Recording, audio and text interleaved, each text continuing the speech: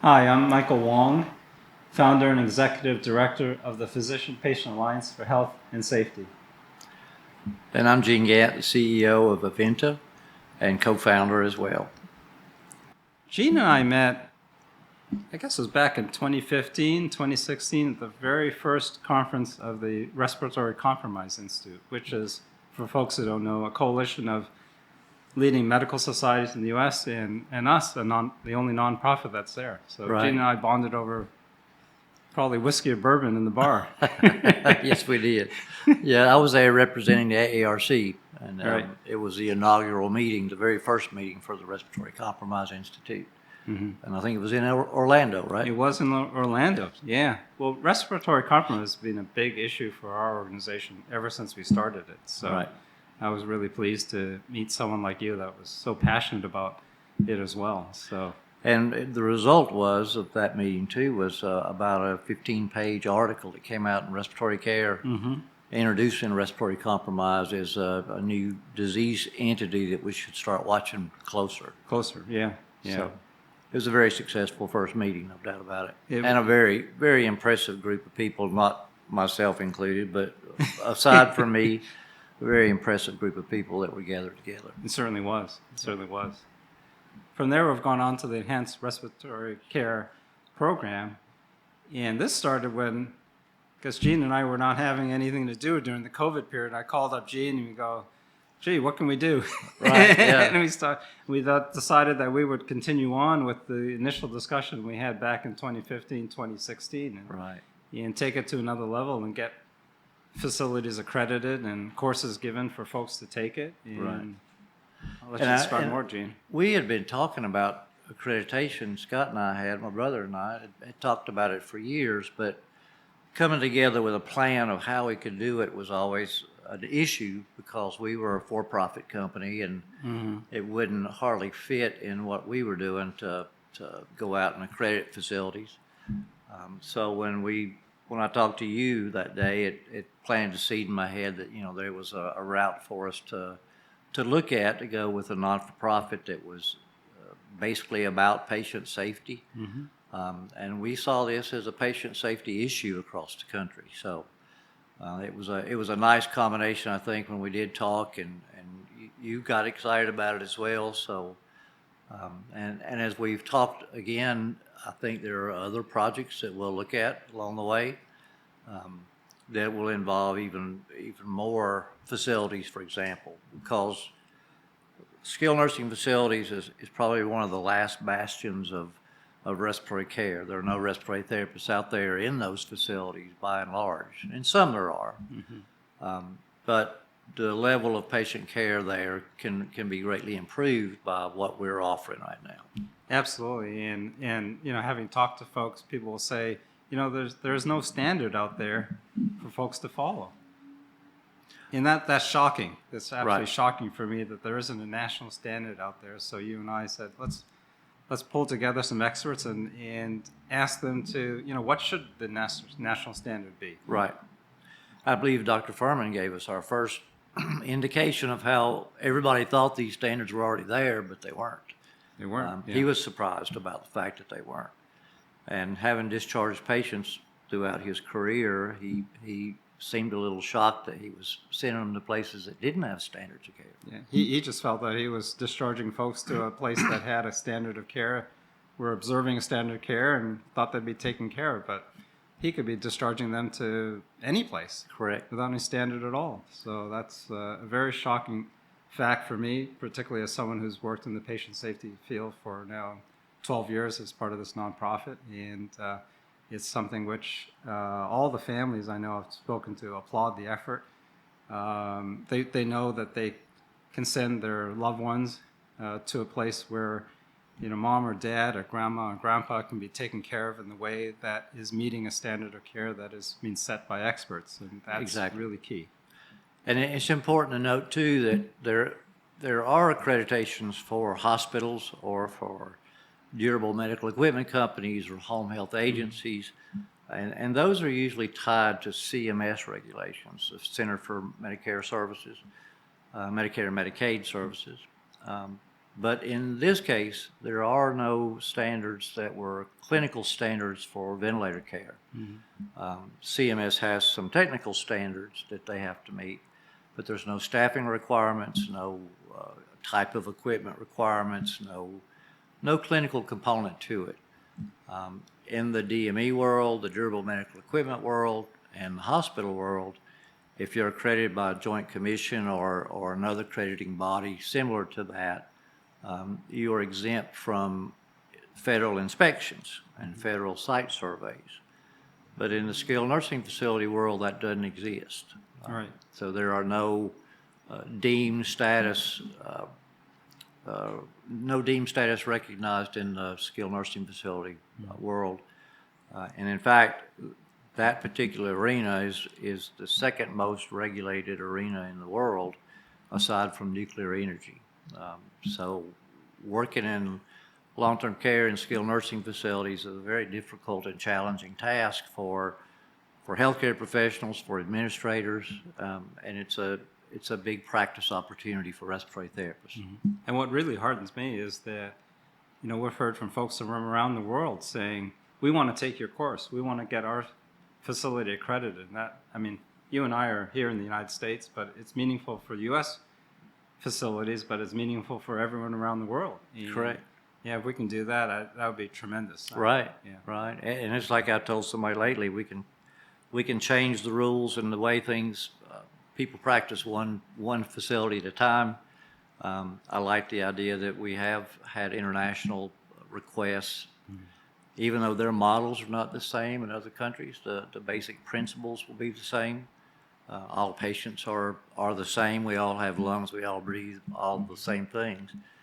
So I think the opportunity there is to not only change things in the U.S., but across the country and across the world. And it's a big point, too, that in the U.S., since most of these services, ventilator services, are paid for by Medicaid, which is a state-to-state issue as to how they regulate it. And in many states, there are absolutely no requirements for a respiratory therapist to be in the facility while you're doing ventilator care. Yeah.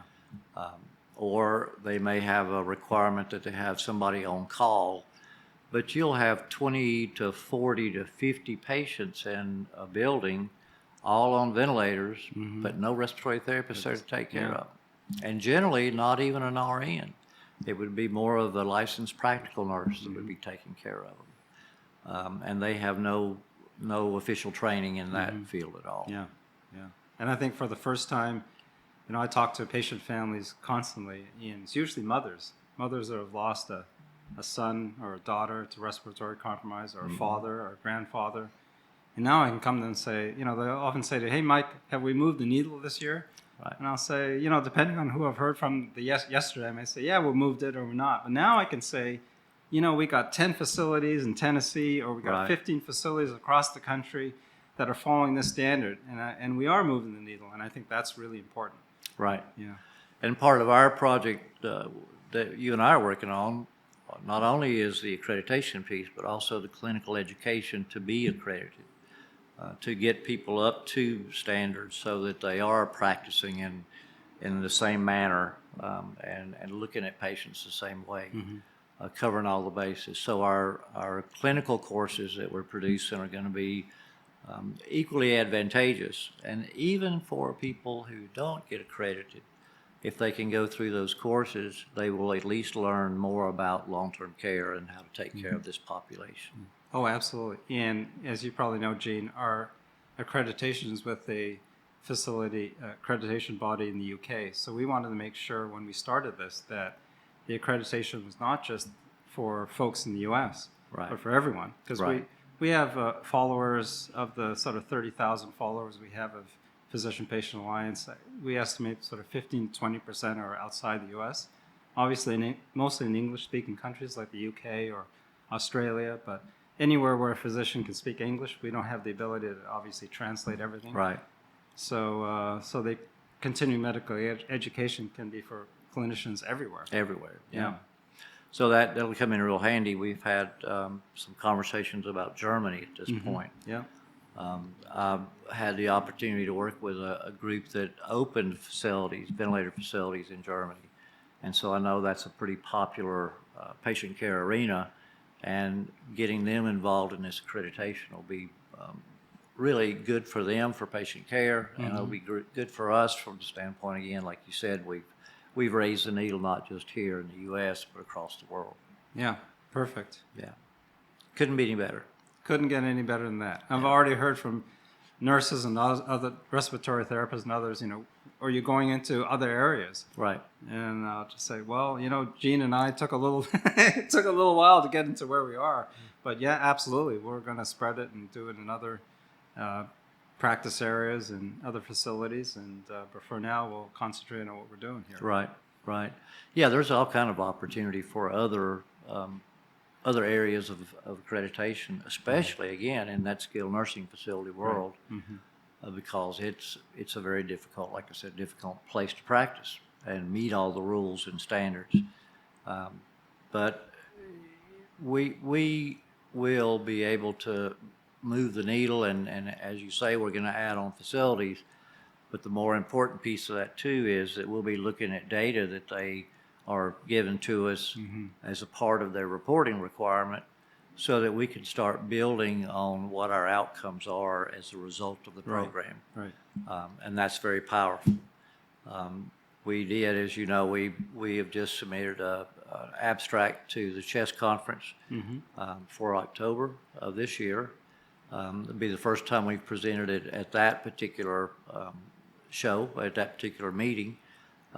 And if that abstract is accepted, then that lays the groundwork for our basis for a study to be published at a later date on what the overall outcome was. Oh, for sure, Gene. We're going to have to do a study. The clinicians Right. want to see a study done on it. Absolutely. But in the meantime, I can go back to the moms and dads and sons and daughters and say, hey, we've moved the needle. We've done this. Right. And that's very important for me. The level of appreciation they have for the work you're doing, I've seen that from, I remember at that conference following the Respiratory Compromise Institute meeting, at one of the NAMDARC meetings, I believe you had a speaker there that had experienced respiratory compromise with her son, post dental work, I think it was. Yeah. And actually passed away as a result of that. Yeah. Unfortunately, if anyone goes onto our website, there's some heartbreaking stories there. I know my wife knows anytime I close my office door or silent for about an hour after, I've probably heard a story from some mom or dad or some brother or sister that's about some patient that's died under a clinician's care or in some skilled nursing facility or somewhere like that. Right. And that's just a tragedy. Right. That something like that could happen. And it is widespread. It does happen across the country. It's not had a focus before. And hopefully we're going to be able to bring a focus to this particular arena with long-term ventilator care. In the markets we have looked at and started working toward the Enhanced Respiratory Care Program, we're seeing a lot of deficit there and a high number of deaths that we think can be prevented, high number of respiratory compromise situations that have the patients going out to the hospital frequently. And that's bad for our entire system. It's bad for the patient especially, but for the families, it's a hardship for them. And then the hospitals are having to receive patients back into their ERs, clogging up their ICU beds. So anything we can do to alleviate stress on the system too is an important factor. Oh, absolutely. I mean, I think patient safety is a win-win. I think that, patients win, the families win, clinicians win because they're taking better care of their patients. As an attorney, I can say they don't get sued. The hospital doesn't get sued. Right. They get reimbursed correctly, and it's a win-win for everyone. So that's what it's all about. And I know for me, I sleep very well at night knowing that we have done the right thing and we are doing things to help people. And I know that we've been asked about the finances of this thing, and I think the fact that we have some great sponsors who have given us the money to get us up and going is a very important factor. And they had the confidence in what we were doing. And that speaks a lot. I mean, when you have the sponsors that we have, stepping up, that speaks a lot for the need. Yeah, yeah, we would like to recognize Brias and Fisher Paykel and Vapotherm for helping us out, but also more so because they believe in what we're trying to do, Right. the patient safety aspect of it. I know they're companies, but you and I are working with some great people there, and Right. they really believe in what we're doing. Right, and that's what impressed me is when we talked to them, it wasn't about what's going to be the business significance of this for them. It was about, this is a great project. Mm-hmm. And they have loaned us assets to use for our courses. Right. They've been supportive all along the way. And, you know, again, I think that speaks volumes for the project. Absolutely. Absolutely. So we didn't have to go out and get a loan from the bank. But the educational component of it is very important. And I can foresee us going across the country without a lot of difficulty because we have talked to people, Colorado, Chicago, New Orleans, Florida. It's all over the place. So there's a lot of interest out there. The Enhanced Respiratory Care Program consists of two parts. One is accreditation of facilities according to the national standard that was put out by the Standards Committee. And the second part is for clinicians, nurses, doctors, respiratory therapists, and others to take courses on how to meet that standard or how to take care of their patients to meet that standard. That's correct. And the courses are very important from the standpoint of, again, not only respiratory therapists can take those courses, but nurses could learn from them as well. Physicians could learn from them as well, or, you know, any other healthcare provider that had an interest in long-term care. And one of the issues that we run into as a profession in respiratory care is that not a lot of educational programs exist around the long-term care segment. It's almost like you have your pre-hospital, which is very strong. You have your hospital-based programs and education that's very strong, obviously. And then when you get to long-term care, it just sort of drops off the chart. Yeah. And we realize that the patients in long-term care, the elderly, they're as important, if not more so, than anybody else. I mean, it's important that we take care of our people. Yeah. And so the courses themselves will be eligible for continuing medical education credits, or from the American Association of Respiratory Care, we'll have them approved as well, so respiratory therapists can get their CEUs that way.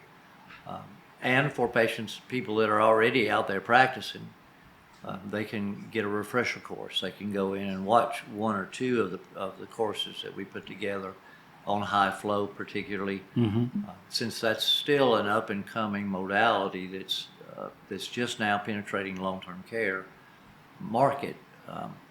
That's something that everybody needs to learn. So the whys and how do we do it kind of thing is very important.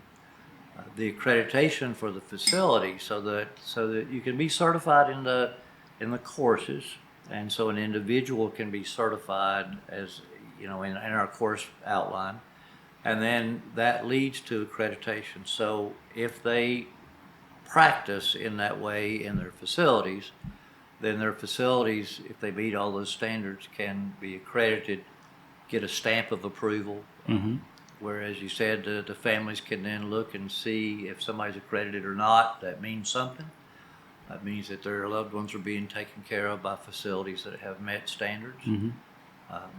And I think that's really meaningful for communities, particularly for, you know, not only for the facility to say, hey, we're taking care of everyone according to the standard, but as you say, Gene, for the families too. They're knowing their loved ones are going to being taken care of according to the national standard, and that's really, really the important part. Exactly. And then you have the managed care organizations that are out there that are covering these people's lives. They're payers, if you will. They too have a vested interest in this. And they've seen this as a very positive thing to happen, because they want to, in purchasing health care, they want to purchase and get value for their money. And the best value is going to come from certified and accredited facilities And that's very important. Yeah, Very by, important. by making sure that patients get sent to facilities that are meeting that standard. Correct. Yeah. Correct. The other thing I think this does is it helps the facility when it comes to taking better care of the patients. Then that reduces their liability too.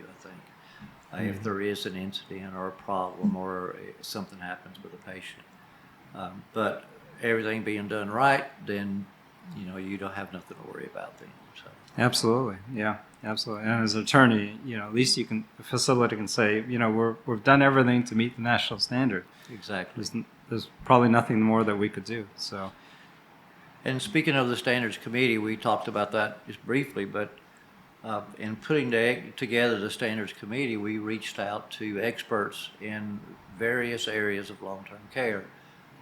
We had somebody from the regulatory side, from down in Georgia, who is a part of the Georgia Healthcare Association, the nursing home trade group, and as a regulatory oversight person, she was very excited about this, and had a lot of great input because she also had a nursing background, so she was able to guide us through some of the nursing components of it.